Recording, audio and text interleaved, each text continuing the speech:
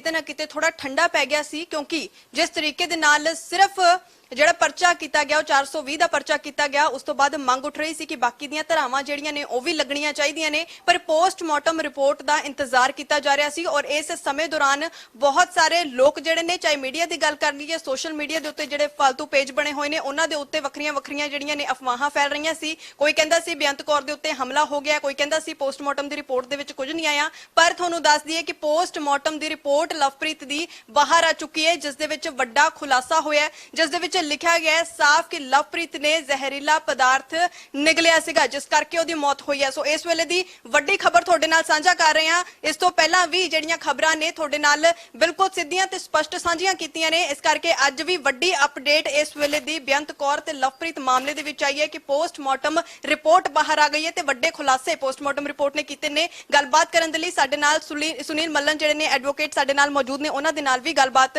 ਕਰਦੇ ਹਾਂ। Sir, postmortem report ਦਾ ਬਹੁਤ ਲੰਬੇ ਸਮੇਂ ਤੋਂ ਇੰਤਜ਼ਾਰ ਸੀ। ਪੋਸਟਮਾਰਟਮ ਰਿਪੋਰਟ ਦੇ ਵਿੱਚ ਕੀ ਆਇਆ ਮੈਂ ਥੋੜਾ ਜਿਹਾ ਦੱਸਿਆ, ਪਰ ਐਗਜ਼ੈਕਟ ਕੀ ਹੈ, ਕੀ ਜ਼ਹਿਰੀਲਾ ਪਦਾਰਥ ਜਿਹੜਾ ਨਿਕਲਿਆ ਸੀ ਉਹਦੇ ਬਾਰੇ ਸਾਨੂੰ ਦੱਸੋ। ਮੈਂ ਆਪਣੇ ਦਰਸ਼ਕਾਂ ਨੂੰ ਇਹ ਦੱਸਣਾ ਚਾਹਨਾ ਕਿ ਅਬੈਟਮੈਂਟ ਟੂ ਸੁਸਾਈਡ ਸੈਕਸ਼ਨ 306 ਆਈਪੀਸੀ ਇਹ ਨਹੀਂ ਕਹਿੰਦਾ ਕਿ ਮੌਤ ਨੂੰ ਗਲੇ ਲਗਾਉਣ ਲਈ ਉਸ ਬੰਦੇ ਨੇ ਤਰੀਕਾ ਕੀ ਅਪਣਾਇਆ। ਮੇਰਾ ਪਹਿਲੇ ਦਿਨ ਤੋਂ ਸੇਮ ਗੱਲ ਹੈ, ਚਾਹੇ ਉਹ ਡਰੱਗਸ ਲੈ ਕੇ ਵੀ ਮਰਦਾ ਤਾਂ ਵੀ ਮੈਂ ਸ਼ੋਰ ਸੀ ਮੈਂ 306 ਦਾ ਪਰਚਾ ਐਡ ਕਰਾ ਲੈਣਾ, 306 ਦੀ ਧਾਰਾ ਐਡ ਕਰਾ ਲੈਣੀ ਹੈ।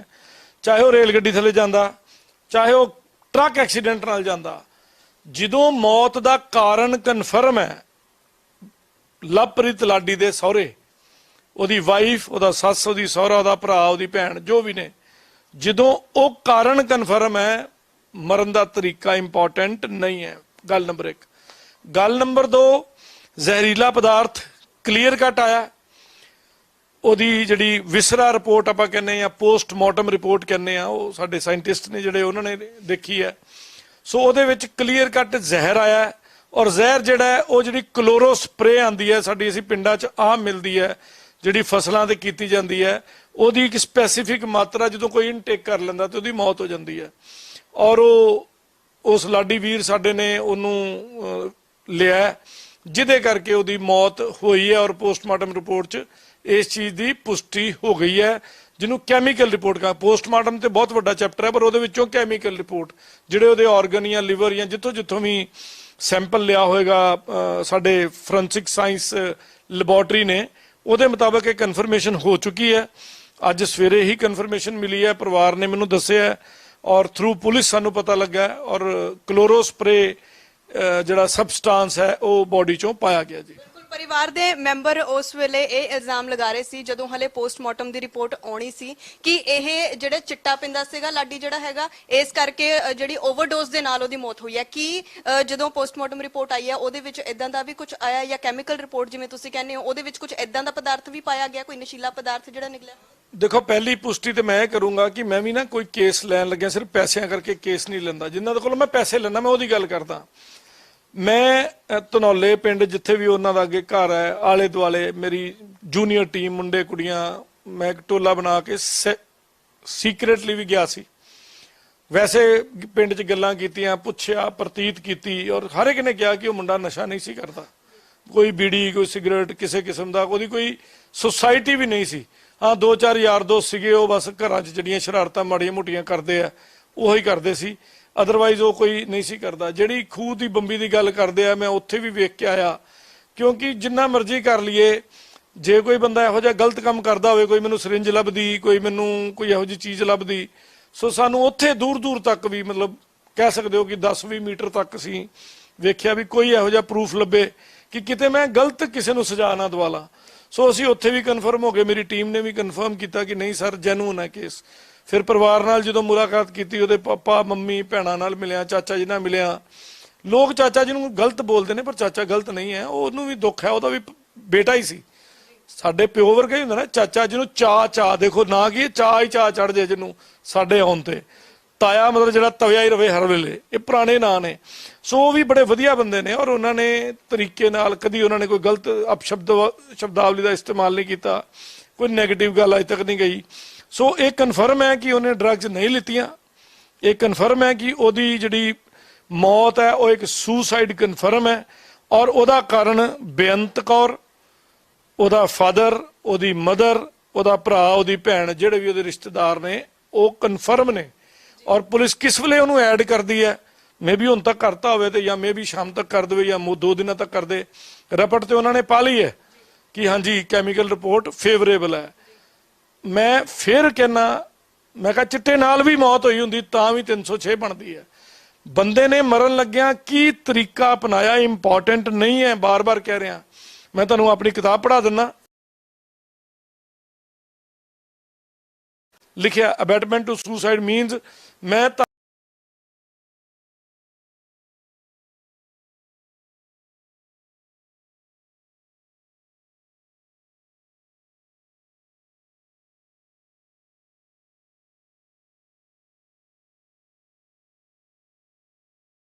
ਨੂੰ ਤੇ ਫਾਰਮ ਭਰਨਾ ਨਹੀਂ ਆਂਦਾ ਹੋਣਾ, ਕੁੜੀ ਨੇ ਏਜੰਟ ਅਰੇਂਜ ਕੀਤਾ, ਏਜੰਟ ਕੋਲੋਂ ਉਹਨਾਂ ਦੇ ਪਾਸਪੋਰਟ ਬਣਵਾਏ ਨੇ। ਯਾਨੀ ਕਿ ਉਹ ਕਮਿਊਨੀਕੇਸ਼ਨ 'ਚ ਹੈ ਕਿ ਅਸੀਂ ਇਹਦੇ ਕੋਲ ਕੈਨੇਡਾ ਚੱਲ ਜਾਈਏ। ਤੇ ਜਿਹੜਾ ਮੁੰਡਾ ਪੈਸੇ ਲਾ ਕੇ 30-35 ਲੱਖ ਬਹਿ ਗਿਆ, ਉਹ ਕਿਉਂ ਨਾ ਜਾਵੇ ਉੱਥੇ। ਰਵਦੀਪ ਨਾਲ ਆਪਾਂ ਪਹਿਲਾਂ ਕਹੀਏ ਕਿ ਮੇਰੀ ਫੋਟੋ ਨਹੀਂ, ਮੇਰਾ ਤਿਲ ਨਹੀਂ ਸੀ, ਫਿਰ ਕਹੀਏ ਨਹੀਂ ਅਸੀਂ ਮੇਰਾ ਵਕੀਲ ਜਵਾਬ ਦਊਗਾ, ਫਿਰ ਕਹੀਏ ਨਹੀਂ ਗਰੁੱਪ ਫੋਟੋ ਸੀ, ਤੇ ਅਸਲੀ ਗਰੁੱਪ ਫੋਟੋ ਅੱਜ ਤੱਕ ਕਿਉਂ ਨਹੀਂ ਸ਼ੇਅਰ ਕੀਤੀ। ਔਰ ਤੁਹਾਡੀ ਗੱਲ ਬੜੀ ਵਧੀਆ ਲੱਗੀ ਮੈਨੂੰ, ਉਹ ਜਿਹੜੇ ਜਾਲੀ ਜੇ ਪੇਜ ਬਣੇ ਆ ਨਾ, ਆਪਣੇ ਆਪ ਨੂੰ ਪਿਓ ਵਾਲਾ ਜਰਨਲਿਸਟ ਕਹਿੰਦੇ ਨੇ। ਮੈਂ ਗਰੰਟੀ ਕਹਿੰਦਾ ਇਹੋ ਜਿਹੇ ਜਰਨਲਿਸਟਾਂ ਨੂੰ ਜੇ ਨਾਲ ਸ਼ੁਰੂ ਹੁੰਦਾ ਕਿ ਜੀ ਨਾਲ ਸ਼ੁਰੂ ਹੁੰਦਾ, ਪੂਰੇ ਸਪੈਲਿੰਗ ਨਹੀਂ ਹੁੰਦੇ। ਇੱਕ YouTube ਚੈਨਲ ਖੋਲ ਲਿਆ, ਇੱਕ ਜਾਲੀ ਜਿਹਾ ਪੇਜ ਬਣਾ ਲਿਆ, ਜੋ ਜੀ ਕੀਤਾ, ਮਤਲਬ ਹੁਣ ਮੈਂ ਕੀ ਕਹਾਂ, ਭੌਂਕਣ ਲੱਗ ਪਏ, ਉਹਦੀ ਕੋਈ ਵੈਲਿਊ ਨਹੀਂ ਹੈ। ਬਿਲਕੁਲ। ਇਸ ਵੇਲੇ ਜੇ ਗੱਲ ਕਰੀਏ ਤਾਂ ਹੁਣ ਕੇਸ ਦੇ ਵਿੱਚ ਕਿਉਂਕਿ ਬਹੁਤ ਵੱਡਾ ਇਹ ਸਬੂਤ ਚਾਹੀਦਾ ਸੀਗਾ ਵੀ ਪੋਸਟਮਾਰਟਮ ਰਿਪੋਰਟ ਦੇ ਵਿੱਚ ਆਖਰ ਕੀ ਆਉਂਦਾ ਹੈ। ਨਿਗਾਹ ਟਿਕੀਆਂ ਹੋਈਆਂ ਸੀਗੀਆਂ ਆਮ ਲੋਕਾਂ ਦੀਆਂ ਵੀ, ਜਿਹੜੇ ਮੁੰਡੇ ਜਿਹੜੇ ਸਾਹਮਣੇ ਆਏ ਸੀਗੇ, ਪਰਿਵਾਰਾਂ ਦੇ ਕੋਲ ਪਹੁੰਚੇ ਸੀਗੇ ਵੀ ਸਾਡਾ ਵੀ ਕੇਸ ਹੈਗਾ, ਸਾਡੀ ਗੱਲ ਵੀ ਸੁਣ ਲਓ। ਉਹਨਾਂ ਨੂੰ ਵੀ ਕਿਤੇ ਨਾ ਕਿਤੇ ਉਮੀਦ ਜਾਗੀ ਹੈ ਵੀ ਹੋ ਸਕਦਾ ਹੈ ਵੀ ਸਾਡੇ ਜਿਹੜੇ ਕੇਸਿਸ ਨੇ ਹਨਾ ਉਹ ਵੀ ਕਿਤੇ ਨਾ ਕਿਤੇ ਸੁਣੇ ਜਾਣ, ਜਾਂ ਸਾਡੀਆਂ ਜਿਹੜੀਆਂ ਗੱਲਾਂ ਨੇ, ਜਿਵੇਂ ਤੁਸੀਂ ਕਹਿ ਰਹੇ ਹੋ ਵੀ ਜ਼ਰੂਰੀ ਨਹੀਂ ਸੀਗਾ ਵੀ ਜੇ ਪੋਸਟਮਾਰਟਮ ਰਿਪੋਰਟ ਦੇ ਵਿੱਚ ਨਾ ਵੀ ਕੁਝ ਆਉਂਦਾ ਤਾਂ ਵੀ ਪਰਚਾ ਤਾਂ ਹੋਣਾ ਹੀ ਹੋਣਾ ਸੀਗਾ। ਹੁਣ ਕਿਵੇਂ ਮਦਦ ਹੋਏਗੀ, ਅੱਗੇ ਦਾ ਕੀ ਪ੍ਰੋਸੈਸ ਰਹੇਗਾ, ਪੁਲਿਸ ਕਦੋਂ ਕਾਰਵਾਈ ਕਰੇਗੀ, ਉਹ ਤੁਸੀਂ ਕਿਹਾ ਵੀ ਉਹ ਪੁਲਿਸ ਤੇ ਡਿਪੈਂਡ ਕਰਦਾ, ਪਰ ਤੁਸੀਂ ਆਪਣੇ ਵੱਲੋਂ ਦੀ ਅੱਗੇ ਹੁਣ ਕੀ ਸਟੈਪ ਅੱਗੇ ਲਓਗੇ? ਦੇਖੋ ਲੀਗਲ ਭਾਸ਼ਾ ਜੇ ਮੈਂ ਗੱਲ ਕਰਾਂ ਤੇ ਪਹਿਲਾਂ ਜਿਹੜੀ ਬੇਅੰਤ ਕੌਰ ਹੈ ਉਹ ਚੀਟਰ ਬੇਅੰਤ ਕੌਰ ਸੀ, ਚੀਟਿੰਗ ਕੀਤੀ ਸੀ ਉਹਨੇ, 420 ਪ੍ਰੂਵ ਹੁੰਦੀ ਹੈ, ਪੁਲਿਸ ਨੇ ਲਾਈ ਹੈ, ਪਰਚਾ ਦਰਜ ਹੈ, ਸਾਡੇ ਕੋਲ ਪਿਆ, ਟ੍ਰਾਂਸਲੇਸ਼ਨ ਸਾਡੇ ਕੋਲ ਪਈ ਹੈ। ਹੁਣ ਮੈਂ ਕਹੂੰਗਾ ਕਾਤਲ ਬੇਅੰਤ ਕੌਰ, ਕੀ ਕਿਹਾ ਭਲਾ ਮੈਂ, ਕਾਤਲ ਬੇਅੰਤ ਕੌਰ ਔਰ ਉਹਦਾ ਪਰਿਵਾਰ, ਹੁਣ ਉਹ ਪ੍ਰੂਵ ਹੋ ਗਿਆ ਕਿ ਉਹ ਕਾਤਲ ਹੀ ਹੈ, ਕਾਰਨ ਉਹ ਹੀ ਹੈ। ਔਰ ਸਾਡੀ ਫਰਿਆਦ ਸਾਡੇ ਜਿਹੜੇ ਵੀ ਮਹਿਕਮੇ ਨੇ ਉਹਦੇ ਅੱਗੇ ਇੱਕੋ ਹੀ ਹੈ ਕਿ ਉਹਦੇ ਤੇ ਉਹ 306, ਉਹਦੇ ਪਰਿਵਾਰ ਤੇ 306, ਸੈਕਸ਼ਨ 34 120 ਵੀ ਮਿਨੀਮਮ ਇਹ ਲੱਗੇਗਾ। ਜਦੋਂ ਪੇਪਰਾਂ ਦੀ ਹੇਰਾਫੇਰੀ ਵੀ ਸਾਡੇ ਕੋਲ ਰਿਕਾਰਡ ਪਹੁੰਚ ਜਾਏਗਾ ਤੇ 465 467 468 471 120 ਵੀ ਉਦੋਂ ਐਡ ਹੋ ਜਾਏਗੀ ਫਿਰ ਦੁਬਾਰਾ। ਤਾਂ ਜੁਰਮ ਵਾਧਾ ਕਰਨਾ ਕੋਈ ਔਖਾ ਕੰਮ ਨਹੀਂ ਹੈ ਕਿ ਰਪਟ ਪਾਣੀ ਹੁੰਦੀ ਹੈ, ਰੋਜ਼ਨਾਮਚੇ 'ਚ ਐਂਟਰੀ ਪਾਉਣੀ ਹੈ, ਵਜ੍ਹਾ ਵਾਰਦਾਤ ਲਿਖਣੀ ਹੈ ਤੇ ਜੁਰਮ ਵਾਧਾ ਹੋ ਜਾਂਦਾ 1 ਮਿੰਟ 'ਚ। ਜਿਹੜੇ ਲੋਕ ਉਮੀਦ ਕਰ ਰਹੇ ਸੀਗੇ ਵੀ ਬੇਅੰਤ ਕੌਰ ਨੂੰ ਡਿਪੋਰਟ ਕੀਤਾ ਜਾਵੇ ਜਾਂ ਬੇਅੰਤ ਕੌਰ ਇੱਥੇ ਇੰਡੀਆ ਇੱਕ ਵਾਰ ਆਉਣੀ ਚਾਹੀਦੀ ਹੈ, ਉਹ ਵੀ ਪਰਿਵਾਰ ਦਾ ਦੁੱਖ ਦੇਖੇ ਵੀ ਪਰਿਵਾਰ ਕਿਸ ਹਾਲਾਤ 'ਚ ਹੈ, ਤਾਂ ਹੁਣ ਉਮੀਦ ਹੈਗੀ ਹੈ ਵੀ ਬੇਅੰਤ ਕੌਰ ਇੰਡੀਆ ਲਿਆਈ ਜਾਊਗੀ? ਮੈਂ ਪਹਿਲੇ ਵੀ ਇੱਕ ਖੁਲਾਸਾ ਕੀਤਾ ਸੀ ਕਿ ਇਹ ਪਿਛਲੀ 22 ਤੋਂ 24 ਦੇ ਦਰਮਿਆਨ ਬੇਅੰਤ ਕੌਰ ਜਿਹੜਾ ਉੱਥੇ ਬਾਰਡਰ ਡਿਪਾਰਟਮੈਂਟ ਹੁੰਦਾ ਕੈਨੇਡਾ 'ਚ, ਉੱਥੇ ਦੇਖੀ ਗਈ ਸੀ। ਤੇ ਮੇਰੇ ਕਿਸੇ ਖੈਰਖਵਾ ਨੇ ਸੂਚਨਾ ਭੇਜੀ ਸੀ, ਮੈਂ ਕਿਹਾ ਕੋਈ ਗੱਲ ਨਹੀਂ ਵੀਰ, ਉਹਦਾ ਹੱਕ ਹੈ, ਅਸਾਈਲਮ ਅਪਲਾਈ ਕਰਨ ਦਾ ਹੱਕ ਹੈ, ਕਰਨ ਦਿਓ। ਇੱਕ ਪਰਚਾ ਹੋਰ ਹੋਏਗਾ ਅਗਲੀ ਠੱਗੀ ਦਾ। ਸੋ ਅਲਟੀਮੇਟਲੀ ਦੇਖੋ ਇਸ ਤਰ੍ਹਾਂ ਹੈ ਕਿ ਅਸੀਂ ਕੈਨੇਡਾ ਦੀ ਏਜੰਸੀਆਂ ਜਿਹੜੀਆਂ CBSA ਹੋ ਗਈ ਜਾਂ ਜਿਹੜੀਆਂ ਇੰਡੀਆ 'ਚ ਕੈਨੇਡੀਅਨ ਐਮਬੈਸੀ ਹੈ, ਫਿਰ ਫੋਰਨ 'ਚ ਇੰਡੀਅਨ ਐਮਬੈਸੀ ਹੈ, ਜਾਂ 50-60 ਹੋਰ ਮੁਲਕਾਂ 'ਚ, ਨੇਪਾਲ ਭੂਟਾਨ ਇਨਕਲੂਡਿਡ, ਅਸੀਂ ਸੂਚਨਾ ਭੇਜ ਚੁੱਕੇ ਹਾਂ ਕਿ ਇਹ ਦੋਸ਼ਣ ਹੈ, ਅਕਿਊਜ਼ਡ ਹੈ, ਇਹ ਵਾਂਟਿਡ ਹੈ ਇਸ FIR 'ਚ ਬਾਏ ਦਿਸ ਪੁਲਿਸ। ਤੇ ਜਿੱਥੇ ਵੀ ਕਿਤੇ ਐਂਟਰੀ ਮਾਰੇ, ਚਾਹੇ ਉਹ ਅਮਰੀਕਾ 'ਚ ਮਾਰੇ, ਇਹਦੀਆਂ ਫਾਈਲਾਂ ਤੇ ਅਸੀਂ ਰੈੱਡ ਫਲੈਗਿੰਗ ਕਰਾ ਚੁੱਕੇ ਹਾਂ। ਰੈੱਡ ਫਲੈਗ ਕੀ ਹੁੰਦਾ ਕਿ ਜਿਹੜਾ ਵੀ ਦੋਸ਼ੀ ਹੋਵੇ, ਇੱਕ ਵਕੀਲ ਵੱਲੋਂ ਜਦੋਂ ਚਿੱਠੀ ਚਲੀ ਜਾਂਦੀ ਹੈ ਬਾਹਰ, ਤਾਂ ਡੈਫੀਨੇਟਲੀ ਉਸ ਵਕੀਲ ਦੀ ਚਿੱਠੀ ਨੂੰ ਅਹਿਮੀਅਤ ਦਿੰਦੇ ਨੇ।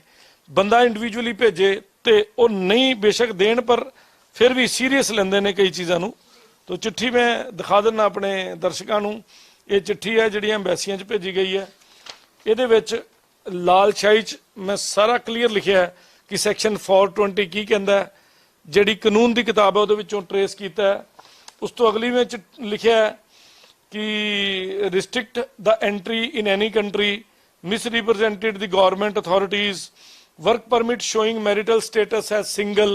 मैं लिखती क्या है, एक ਕਨਫਰਮ ਹੋ ਚੁੱਕੇ, ਜਿਵੇਂ ਤੁਸੀਂ ਇਹ ਹੁਣੇ ਗੱਲ ਕੀਤੀ ਹੈ ਵੀ ਵਰਕ ਪਰਮਿਟ ਤੇ ਸਿੰਗਲ ਸ਼ੋ ਕੀਤਾ ਹੋਇਆ, ਮੈਰਿਡ ਸ਼ੋ ਨਹੀਂ ਕੀਤਾ। ਬਹੁਤ ਲੰਬੇ ਸਮੇਂ ਤੋਂ ਇਹ ਗੱਲ ਉੱਠ ਰਹੀ ਸੀ ਵੀ ਪੇਪਰਸ ਜਿਹੜੇ ਨੇ ਉਹ ਕਢਵਾਏ ਜਾਣ, ਡਾਕੂਮੈਂਟਸ ਕਢਵਾ ਕੇ ਦੇਖੇ ਜਾਣ। ਉਹ ਵੀ ਕਹਿ ਰਹੀ ਸੀ, ਉਹਨੇ ਵੀ ਸਬੂਤ ਦਿਖਾਏ ਸੀ, ਆ ਦੇਖੋ ਜੀ ਮੈਂ ਤਾਂ ਮੈਰਿਡ ਹੀ ਸ਼ੋ ਕੀਤਾ ਹੋਇਆ। ਉਹਦੇ ਵਕੀਲ ਨੇ ਵੀ ਦਿਖਾਏ ਸੀ, ਬੇਅੰਤ ਕੌਰ ਦੇ ਨੇ, ਵੀ ਅਸੀਂ ਮੈਰਿਡ ਹੀ ਸ਼ੋ ਕੀਤਾ ਹੋਇਆ। ਸੋ ਇਹ ਜਿਹੜੀ ਤੁਸੀਂ ਗੱਲ ਕਹੀ ਹੈ ਵੀ ਉਹਨੇ ਸਿੰਗਲ ਸ਼ੋ ਕੀਤਾ ਹੋਇਆ, ਇਹ ਕਿਸ ਬਿਨਾਂ ਤੇ ਕਹੀ ਹੈ?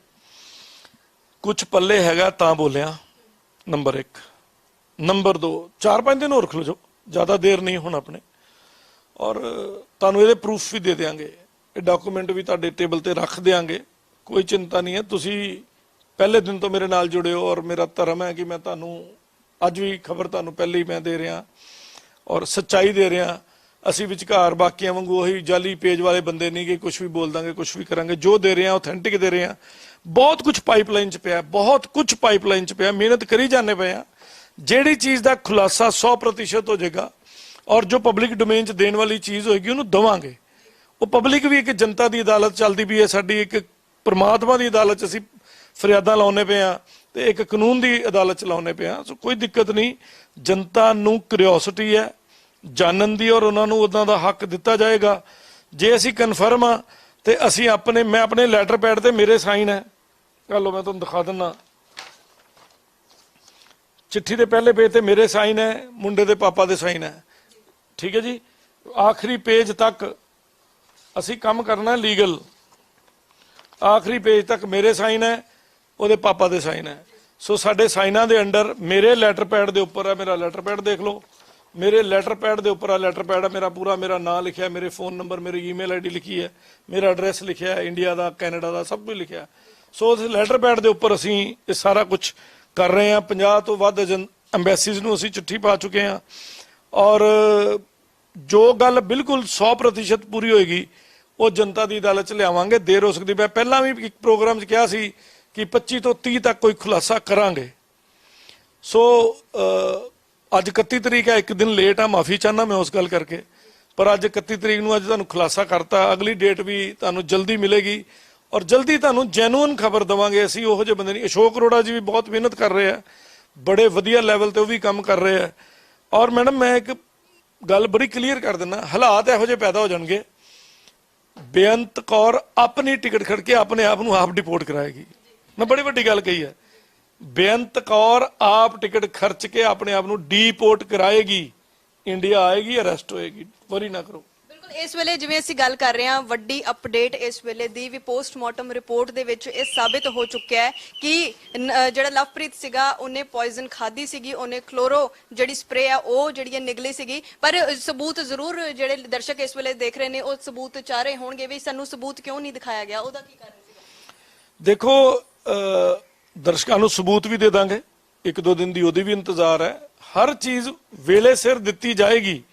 ਇਹ ਜਨਤਾ ਮੇਰੇ ਨਾਲ ਹੈ, ਇਹਨਾਂ ਦੇ ਆਸ਼ੀਰਵਾਦ ਨਾਲ ਹੀ ਮੈਂ ਅੱਗੇ ਵਧਦਾ ਪਿਆ, ਇਹਨਾਂ ਦੀਆਂ ਅਰਦਾਸਾਂ ਕਰਕੇ ਮੈਂ ਇੰਨੀ ਦੂਰ ਜਾਣਾ ਪਿਆ। ਔਰ ਕਈ ਚੀਜ਼ਾਂ ਮੀਡੀਆ ਤੇ ਆਉਣ ਤੋਂ ਬਾਅਦ ਮਿਸਯੂਜ਼ ਹੋ ਜਾਂਦੀਆਂ। ਸੋ ਮੈਂ ਤਾਂ ਵੀ ਪਹਿਲਾਂ ਕੈਮਰਾਮੈਨ ਭਾਜੀ ਨੂੰ ਰਿਕੁਐਸਟ ਕੀਤੀ ਸੀ, ਦਮਨ ਜੀ ਨੂੰ, ਵੀ ਹਰ ਕਾਗਜ਼ ਦਿਖਾਓ ਪਰ ਇੰਨੀ ਦੂਰੋਂ ਦਿਖਾਓ ਕਿ ਅਸੀਂ ਬੇਵਕੂਫ ਲੋਕ ਨਹੀਂ ਆ।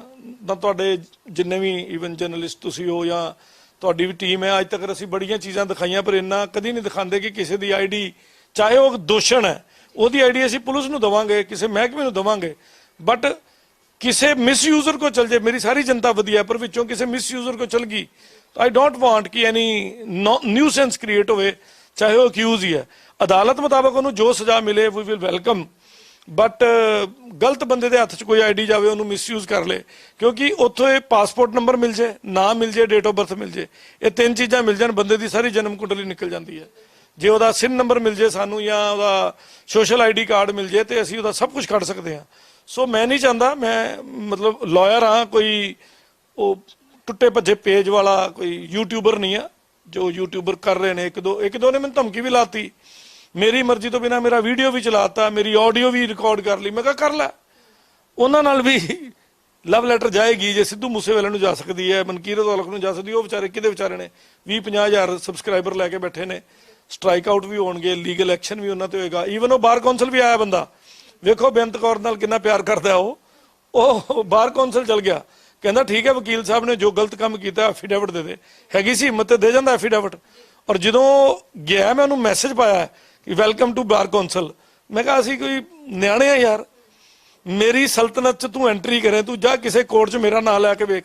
ਇੰਨੀ ਗੁੱਡਵਿਲ ਸੁਨੀਲ ਮੱਲਨ ਨੇ ਬਣਾਈ ਹੈ, ਪੈਸੇ ਨਹੀਂ ਕਮਾਏ ਪਰ ਇੰਨੀ ਗੁੱਡਵਿਲ ਜ਼ਰੂਰ ਬਣਾਈ ਹੈ। 1 ਮਿੰਟ ਤੋਂ ਪਹਿਲਾਂ ਮੇਰੇ ਤੱਕ ਵੀ ਖਬਰਾਂ ਪਹੁੰਚਦੀਆਂ।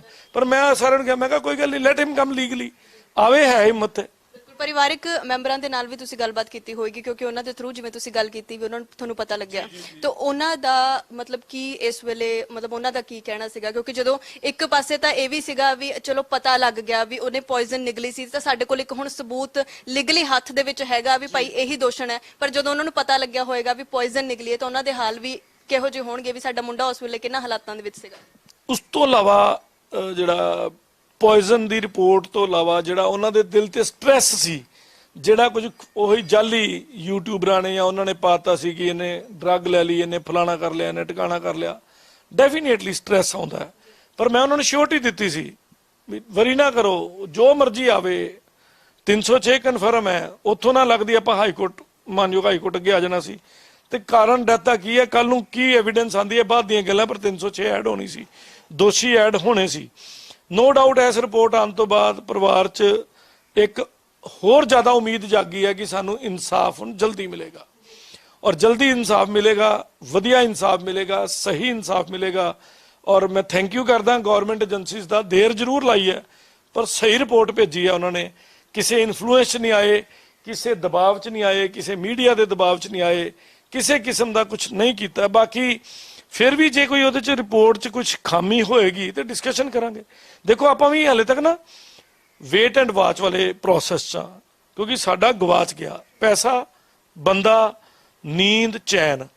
ਹੁਣ ਤਾਂ ਇੱਕ ਗੱਲ ਨਾ, ਮੈਨੂੰ ਇੱਕ IG ਸਾਹਿਬ ਹੁੰਦੇ ਸੀ ਇੰਟੈਲੀਜੈਂਸ ਬਿਊਰੋ ਦੇ, ਉਹਨਾਂ ਨਾਲ ਮੇਰਾ ਥੋੜੀ ਬਹੁਤ ਦੋਸਤੀ ਸੀ, ਤੇ ਉਹਨਾਂ ਨੇ ਮੈਨੂੰ ਇੱਕ ਗੱਲ ਸਮਝਾਈ ਸੀ, ਕਹਿੰਦੇ ਸੁਨੀਲ 2 ਗੱਲਾਂ ਮੇਰੀਆਂ ਪੱਲੇ ਬੰਨ ਲਈ, ਜ਼ਿੰਦਗੀ 'ਚ ਅਰੈਸਟ ਹੋਣ ਨਾਲੋਂ ਅਰੈਸਟ ਹੋਣ ਦਾ ਡਰ ਬਹੁਤ ਜ਼ਿਆਦਾ ਹੈ। ਸੋ ਬੰਦਾ ਜਿਹੜਾ ਅਰੈਸਟ ਹੋ ਜਾਂਦਾ ਨਾ, ਉਹਨੂੰ ਡਰ ਖਤਮ ਹੋ ਜਾਂਦਾ, ਪਰ ਜਿੰਨੇ ਹੋਣਾ ਹੁੰਦਾ ਨਾ ਉਹਦੀ ਜਾਨ ਸੁੱਕੀ ਹੁੰਦੀ ਕਿ ਹਾਏ ਮੈਂ ਅਰੈਸਟ ਹੋਣ ਲੱਗਾ, ਹਾਏ ਮੈਂ ਅਰੈਸਟ ਹੋਣ ਲੱਗਾ। ਦੂਸਰੀ ਗੱਲ, ਦਿਮਾਗ ਕਿਤੇ ਹੋਰ ਚਲਾ ਗਿਆ। ਸੋ ਹਾਂ, ਦੂਸਰੀ ਗੱਲ ਜਿਹੜੀ ਬਦਦੁਆ ਹੁੰਦੀ ਹੈ ਨਾ ਮੈਡਮ, ਬਦਦੁਆ ਜ਼ਰੂਰ ਅਸਰ ਕਰਦੀ ਹੈ, ਇੰਨਾ ਕੁ ਅਸਰ ਕਰਦੀ ਹੈ ਕਿ ਪੁੱਛੋ ਕੁਛ ਨਾ। ਪਰ ਦੁਆ ਅਸਰ ਕਰੇ ਨਾ ਕਰੇ, ਉਹਨਾਂ ਦਾ ਕਹਿਣਾ ਸੀ ਕਿ ਬਦਦੁਆ ਅਸਰ ਜ਼ਰੂਰ ਕਰਦੀ ਹੈ। ਸੋ ਇਸ ਪਰਿਵਾਰ ਨੂੰ, ਬੇਅੰਤ ਕੌਰ ਦੇ ਪਰਿਵਾਰ ਨੂੰ ਬਦਦੁਆ ਵੀ ਦਿੰਦੀ ਪਈ ਹੈ, ਸਾਰੀ ਦੁਨੀਆ ਦਿੰਦੀ ਪਈ ਹੈ। ਈਵਨ ਮੈਂ ਇਹ ਨਹੀਂ ਕਹਿੰਦਾ ਮੁੰਡੇ ਇਕੱਲੇ, ਈਵਨ ਕੁੜੀਆਂ ਵੀ, ਮੈਨੂੰ ਕੁੜੀਆਂ ਵੀ, ਮੇਰੇ ਜਿਹੜੇ ਦੋਸਤ ਮਿੱਤਰ ਮੈਨੂੰ ਆਸ਼ੀਰਵਾਦ ਭੇਜਦੇ ਨੇ, ਉਹਨਾਂ 'ਚ ਮੇਰੀਆਂ ਭੈਣਾਂ ਲੜਕੀਆਂ ਵੀ ਮੈਨੂੰ ਭੇਜਦੀਆਂ ਕਿ ਮੱਲਨ ਸਾਹਿਬ ਚੰਗਾ ਕੰਮ ਕਰ ਰਹੇ ਹੋ, ਅਸੀਂ ਤੁਹਾਡੇ ਨਾਲ ਆ, ਤੁਸੀਂ ਡਟੇ ਰਹੋ, ਡਰਿਓ ਨਾ। ਮਤਲਬ ਉਹਨਾਂ ਦਾ ਪਿਆਰ ਵੀ ਮਿਲਦਾ ਪਿਆ ਮੈਨੂੰ, ਉਹਨਾਂ ਦੀਆਂ ਦੁਆਵਾਂ ਮਿਲਦੀਆਂ ਪਈਆਂ ਨੇ, ਤਾਂ ਮੈਂ ਬੜਾ ਥੈਂਕਫੁਲ ਹਾਂ। ਔਰ ਪਰਿਵਾਰ ਨੂੰ ਵੀ ਅੱਜ ਇੱਕ ਸੁੱਖ ਦੀ ਸਾਹ ਹੋਰ ਵੱਡੀ ਹੋਈ ਹੈ। ਔਰ ਉਹੋ ਜਿਹੇ ਜਾਲੀ ਯੂਟਿਊਬਰਸ ਤੇ ਉਹੋ ਜਿਹੇ ਜਾਲੀ ਜਿਹੜੇ ਵਾਟ ਐਵਰ ਹੈਗੇ ਨੇ ਸੋ ਕਾਲਡ ਜਰਨਲਿਸਟ, ਚਪੇੜ ਪਈ ਉਹਨਾਂ ਦੇ ਮੂੰਹ ਤੇ। ਸੋ ਇਸ ਵੇਲੇ ਦੀ ਵੱਡੀ ਅਪਡੇਟ, ਵੱਡੀ ਖਬਰ ਇਸ ਵੇਲੇ ਦੀ ਤੁਹਾਡੇ ਨਾਲ ਲਾਈਵ ਸਾਂਝੀ ਕਰ ਰਹੇ ਹਾਂ ਕਿ ਜਿਹੜਾ ਲਵਪ੍ਰੀਤ ਸੀ ਉਸ ਦੀ ਜਿਹੜੀ ਪੋਸਟਮਾਰਟਮ ਰਿਪੋਰਟ ਹੈ ਇਸ ਵੇਲੇ ਬਾਹਰ ਆ ਚੁੱਕੀ ਹੈ, ਔਰ ਪੋਸਟਮਾਰਟਮ ਰਿਪੋਰਟ ਜਿਹੜੀ ਹੈ ਉਹ ਪਰਿਵਾਰ ਦੇ ਫੇਵਰ ਦੇ ਵਿੱਚ ਆਈ ਹੈ, ਕਿਉਂਕਿ ਪੋਸਟਮਾਰਟਮ ਰਿਪੋਰਟ ਦੇ ਵਿੱਚ ਇਹ ਆ ਚੁੱਕਿਆ ਕਿ ਕਲੋਰੋ ਸਪਰੇ ਜਿਹੜੀ ਹੈ ਉਹ ਨਿਕਲੀ ਗਈ ਸੀਗੀ। ਸੋ ਇਸ ਕਰਕੇ ਜਿਹੜੀ ਹੈ ਲਵਪ੍ਰੀਤ ਦੀ ਮੌਤ ਹੋਈ ਸੀਗੀ। ਸੋ ਪਰਿਵਾਰ ਦੇ ਵਾਸਤੇ ਕਿਤੇ ਨਾ ਕਿਤੇ ਜਿਵੇਂ ਗੱਲ ਕੀਤੀ ਹੈ ਵੀ ਰਾਹਤ ਦੀ ਵੀ ਖਬਰ ਹੈ, ਪਰ ਉਸੇ ਟਾਈਮ ਜਿਹੜੇ ਮਾਪਿਓ ਨੇ ਉਹਨਾਂ ਦੇ ਉੱਪਰ ਵੀ ਇਹ ਚੀਜ਼ ਉਹ ਬੀਤ ਰਹੀ ਹੋਊਗੀ ਵੀ ਸਾਡਾ ਮੁੰਡਾ ਉਸ ਵੇਲੇ ਕਿੰਨਾ ਹਾਲਾਤਾਂ ਦੇ ਵਿੱਚ ਸੀਗਾ। ਮੱਲਨ ਸਾਹਿਬ, ਸਾਰੀ ਅਪਡੇਟ ਅਸੀਂ ਦਿੱਤੀ ਹੈ, ਪਰ ਅਖੀਰ ਦੇ ਵਿੱਚ ਤੁਸੀਂ ਕੁਝ ਹੋਰ ਸਾਂਝਾ ਕਰਨਾ ਚਾਹੋ, ਕੋਈ ਹੋਰ ਲੀਗਲ ਚੀਜ਼ ਕੋਈ ਸਾਂਝੀ ਕਰਨਾ ਚਾਹੋ, ਤੁਸੀਂ ਜ਼ਰੂਰ ਕਰੋ। ਅਸੀਂ ਲਗਭਗ ਇੰਡੀਅਨ ਐਮਬੈਸੀਆਂ ਜਿਹੜੀਆਂ ਫੋਰਨ 'ਚ ਨੇ ਐਡ ਹੋ ਜਾਣਗੇ, ਫਿਰ ਉਹ ਵੀ ਨੈਕਸਟ ਕਰ ਦਾਂਗੇ। ਔਰ ਐਮਬੈਸੀਆਂ ਤੋਂ ਮੈਂ ਤੁਹਾਨੂੰ ਇੱਕ ਸੈਂਪਲ ਦਿਖਾ ਦਿੰਦਾ, ਆਫੀਸ਼ੀਅਲ ਮੇਲ ਆਈ ਹੈ, ਜ਼ਿਆਦਾਤਰ ਨੇੜੇ ਨਹੀਂ ਕਰਨਾ, ਆਫੀਸ਼ੀਅਲ ਮੇਲ ਆਈ ਹੈ, ਔਰ ਉਸ ਮੇਲ 'ਚ ਕਲੀਅਰ ਲਿਖਿਆ, ਮੈਂ 2 ਲਾਈਨਾਂ ਪੜ੍ਹ ਕੇ ਸੁਣਾ ਦਿੰਦਾ। Please note that the department takes all allegations seriously. ਇਹ ਮੈਨੂੰ ਕਿਸੇ ਐਮਬੈਸੀ ਤੋਂ ਮੇਲ ਹੈ, ਔਰ ਆਲਮੋਸਟ ਸਾਰਿਆਂ ਦੀ ਇੱਕੋ ਜਿੰਨੀ ਹੈ। Information provided by the public is important and treated in the strictest confidence. Strictest confidence ਨਾਲ ਟ੍ਰੀਟ ਕੀਤੀ ਜਾਂਦੀ ਹੈ, ਔਰ appropriate area ਜਿਹੜਾ ਕੰਸਰਨਡ ਦਾ ਉਹਦੇ ਤੇ ਐਕਸ਼ਨ ਲਿਆ ਜਾਏਗਾ। ਸੋ ਐਮਬੈਸੀਜ਼ ਆਰ ਵੈਰੀ, ਐਮਬੈਸੀਜ਼ ਜਿਹੜੀਆਂ ਬੜੀਆਂ ਸੀਰੀਅਸ ਨੇ ਇਹਨਾਂ ਮੁੱਦਿਆਂ ਤੇ ਐਕਸ਼ਨ ਚੱਲ ਰਿਹਾ, ਐਕਸ਼ਨ ਚੱਲ ਰਿਹਾ। बाकी एक गल कहूँगा, जो मजा इंतजार में है वो मुलाकात में कहाँ। सो थोड़ा सा इंतजार बाकी है, बस झलक बहुत जल्दी मिलेगी। और कातल सारे ही सलाखां दे पिछे होणगे, याद रखो, कातल सारे सलाखां दे पिछे होणगे। टाइम लगना थोड़ा जिहा होर। तुहाडीआं दुआवां, तुहाडीआं अरदासां खाली नहीं जांदियां, ये मेरा भी वचन है। और अगली गल दस दिना, बेअंत कौर मेरा प्रोग्राम वेख रही है तू, ठीक, ध्यान ना कन्न खोल के सुन लै, घड़ी पुट्ठी चला लै अपनी, तेरे को ज्यादा टाइम नहीं बचा। ये बेअंत कौर कली बेअंत कौर वाइफ ऑफ लवप्रीत लाडी नहीं, वो सारियां बेअंत कौर ने जिन्हां ने इहो जिहियां ठगियां मारियां। और वो सारे मुंडे ने जिन्नियां चड़ेलां ते डैणा, जिन्ने भूत ते प्रेत, जिन्हां ने भी इहो जी इंडिया च अपने स्पाउस नूं अबंडन करके गए हो, बख्शे नहीं जे जाने। न्यू प्रेसिडेंट सैट होना है और तुसी परेशान होना है, ये गल मेरी याद रखना। और तुसी वापस आओगे, तुहानूं पनिशमेंट मिलेगी। और तुसी ਉਹਦੇ ਲਈ जो भी पनिशमेंट कोर्ट देगी, ਸਾਡੇ ਵੱਲੋਂ कोई चपेड़ भी नहीं, ਅਸੀਂ ਤੁਹਾਨੂੰ ਮਾਰਨੀ, ਅਸੀਂ ਤੁਹਾਨੂੰ ਗਾਲ ਤੱਕ ਨਹੀਂ ਕੱਢਣੀ। But you are a criminal, you are a criminal. So criminal will never be ਜਿਹਨੂੰ ਕਵਾਂਗੇ be spared by the strict legal law and its process। ਸੋ ਇਸ ਵੇਲੇ ਜਿਹੜੀ ਚੇਤਾਵਨੀ ਹੈ ਕਿਤੇ ਨਾ ਕਿਤੇ ਉਹ ਵੀ ਵਕੀਲ ਸੁਨੀਲ ਮੱਲਨ ਜੀ ਵੱਲੋਂ ਦਿੱਤੀ ਗਈ ਹੈ ਕਿ ਜਿਹੜੇ ਵੀ ਲੋਕ ਨੇ, ਜਿਹੜੇ ਵੀ ਲੀਗਲ ਚੇਤਾਵਨੀ ਸੋ ਲੀਗਲ ਚੇਤਾਵਨੀ ਇਹ ਦਿੱਤੀ ਗਈ ਕਿ ਉਹਨਾਂ ਨੂੰ ਬਖਸ਼ਿਆ ਨਹੀਂ ਜਾਏਗਾ। ਜਿਹੜੇ ਲੋਕ ਵੀ ਇਸ ਤਰੀਕੇ ਦੇ ਨਾਲ ਧੋਖਾਧੜੀ ਕਰਨਗੇ ਜਾਂ ਫਿਰ ਕੋਈ ਗਲਤ ਚੀਜ਼ ਕਰਨਗੇ, ਉਹਨਾਂ ਨੂੰ ਸਲਾਖਾਂ ਦੇ ਪਿੱਛੇ ਜਿਹੜਾ ਹੈ ਉਹ ਜ਼ਰੂਰ ਪਹੁੰਚਾਇਆ ਜਾਏਗਾ। ਸੋ ਬੇਅੰਤ ਕੌਰ ਬਾਰੇ ਇੱਕ ਵਾਰ ਫਿਰ ਤੁਹਾਨੂੰ ਜਿਹੜੇ ਲਾਈਵ ਹੁਣੇ ਸਾਡੇ ਨਾਲ ਜੁੜੇ ਨੇ ਉਹਨਾਂ ਨੂੰ ਵੀ ਦੱਸ ਦਈਏ ਕਿ ਇਸ ਵੇਲੇ ਦੀ ਵੱਡੀ ਅਪਡੇਟ ਇਹੀ ਹੈ ਕਿ ਬੇਅੰਤ ਕੌਰ ਮਾਮਲੇ ਦੇ ਵਿੱਚ ਲਵਪ੍ਰੀਤ ਦੀ ਜਿਹੜੀ ਮੌਤ ਹੋਈ ਸੀ, ਜੋ ਬੇਅੰਤ ਕੌਰ ਦੇ ਪਰਿਵਾਰ ਵਾਲੇ ਕਹਿ ਰਹੇ ਸੀ ਕਿ ਡਰੱਗਸ ਦੇ ਨਾਲ ਹੋਈ ਹੈ, ਮੁੰਡਾ ਚਿੱਟਾ ਲੈਂਦਾ ਸੀਗਾ ਤਾਂ ਹੋਈ ਹੈ, ਕਿਉਂਕਿ ਅਸੀਂ ਹਾਲਤ ਦੇਖਿਆ ਉਸ ਵੇਲੇ ਅੱਖਾਂ ਇਦਾਂ ਦੀਆਂ ਸੀਗੀਆਂ, ਹੱਥ ਉਦਾਂ ਦੇ ਸੀ, ਤਾਂ ਉਹਨਾਂ ਦੇ ਮੂੰਹ ਤੇ ਵੀ ਕਿਤੇ ਕਿਤੇ ਇਸ ਵੇਲੇ ਚਪੇੜ ਪਈ ਹੈ, ਕਿਉਂਕਿ ਪੋਸਟਮਾਰਟਮ